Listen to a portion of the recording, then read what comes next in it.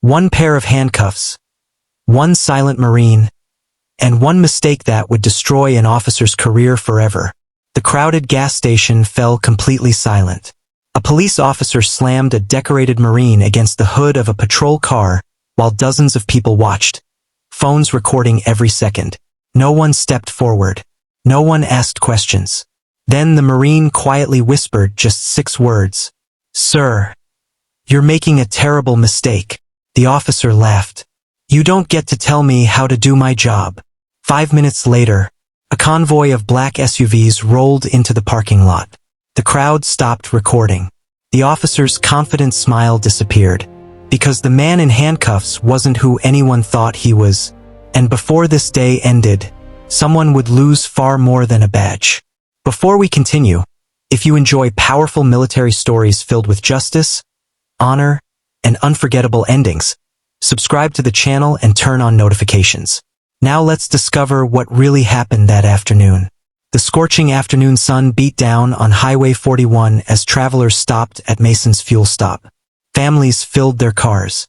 Truck drivers grabbed coffee. Children ran toward the convenience store for snacks. Among them walked Staff Sergeant Ethan Carter, a United States Marine. His uniform was perfectly pressed. His medals reflected years of sacrifice. A faded scar crossed the side of his jaw, one he never talked about. He wasn't looking for attention. He simply wanted fuel, bottled water, and to continue driving home after months away from active duty. Inside the store, the cashier smiled. "Welcome home, Marine." Ethan nodded politely. "Thank you." Just as he reached for his wallet, a frightened woman rushed toward the counter. "My purse!" she cried. "Someone stole my purse." Panic spread across the store. Customers looked around nervously. Before anyone understood what had happened, Officer Daniel Brooks stormed inside. "No one moves." Everyone froze. The frightened woman pointed in Ethan's direction. "He was standing closest to me." Officer Brooks didn't ask another question. He marched straight toward Ethan. "Hands where I can see them." The Marine slowly raised both hands. "Officer, I think there's been a misunderstanding. I said don't speak." The entire store watched in silence. The cashier tried to explain. "Officer, he's been here only a minute. I didn't ask you." Brooks grabbed Ethan's arm roughly. Several customers exchanged worried looks. One elderly veteran quietly muttered, "This doesn't feel right." But nobody interfered. Officer Brooks escorted Ethan outside in front of dozens of spectators. Police lights flashed across the gas station. Traffic slowed. Phones came out. Videos started recording. Without checking security footage, without questioning witnesses, without searching for the real thief, Officer Brooks made a decision that would change both their lives forever. He snapped the handcuffs onto the Marine's wrists. Ethan looked calmly at the officer. He didn't resist. He didn't argue. Instead, he took one slow breath and looked toward the highway as the sound of approaching engines echoed in the distance. Officer Brooks tightened the handcuffs one more time. "You Marines think wearing a uniform makes you above the law?" Ethan Carter looked him directly in the eyes. "No, sir. It means I swore to respect the law, even when it doesn't respect me." The answer only made Brooks angrier.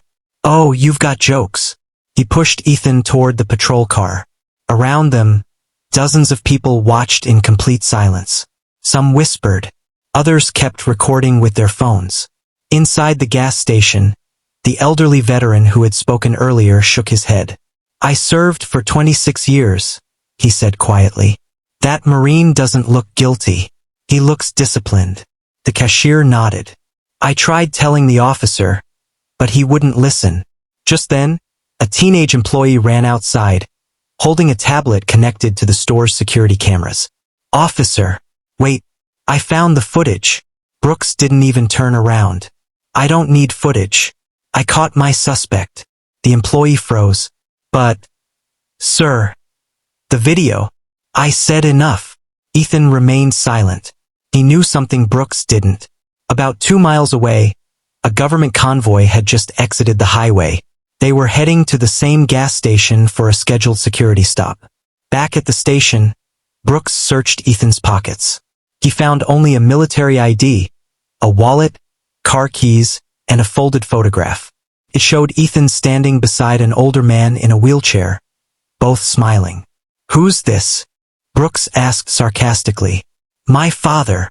Touching, he tossed the photo onto the ground. For the first time, a flicker of disappointment crossed Ethan's face. A little girl watching from her mother's car whispered, "Mom, why is the police officer being so mean?" Her mother had no answer. Then, a black SUV slowly rolled into the parking lot. Then another. Then another.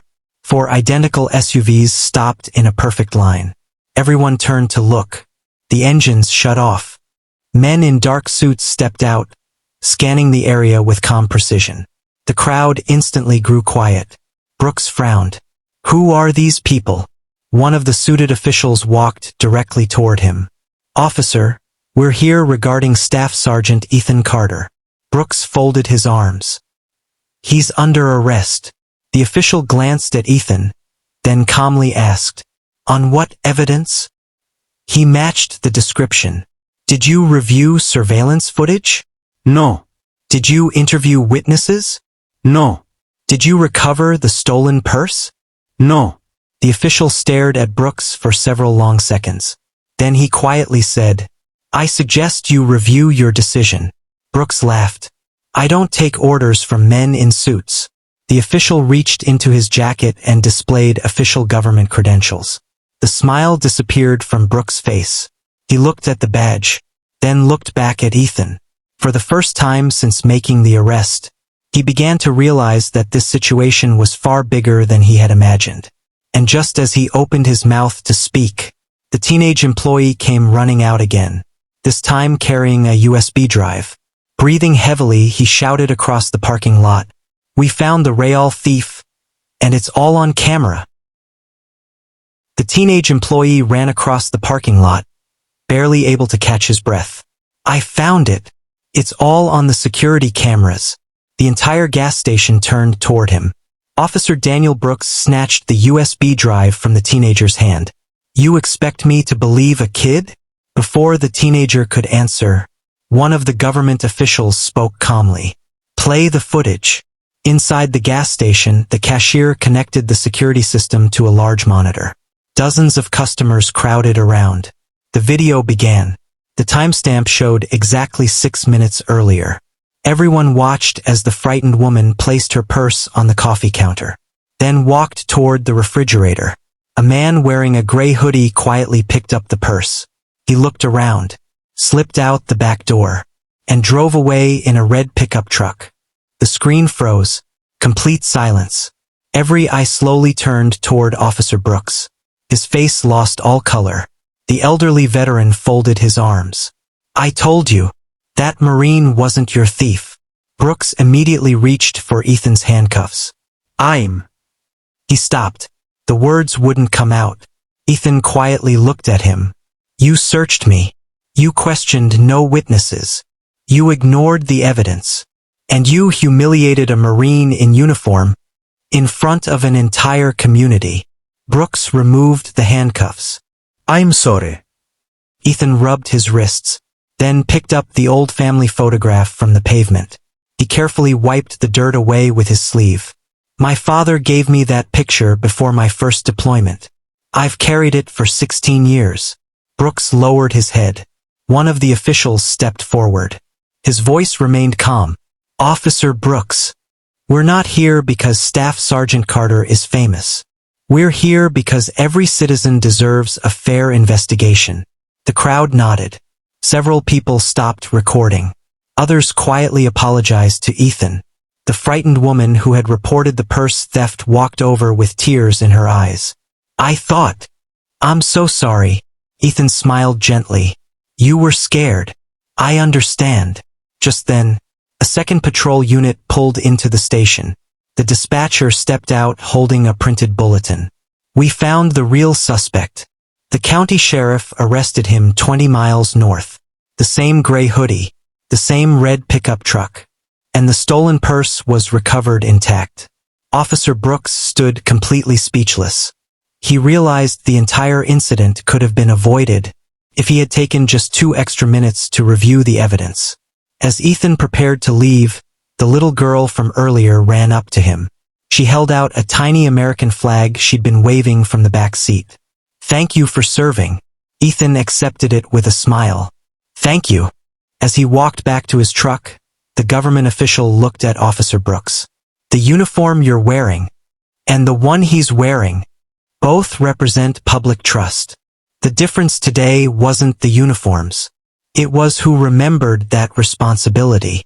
Officer Brooks silently removed his cap. The gas station was quiet again. This time, not because of fear, but because everyone had witnessed how quickly assumptions can lead to injustice, and how important it is to let facts come before conclusions.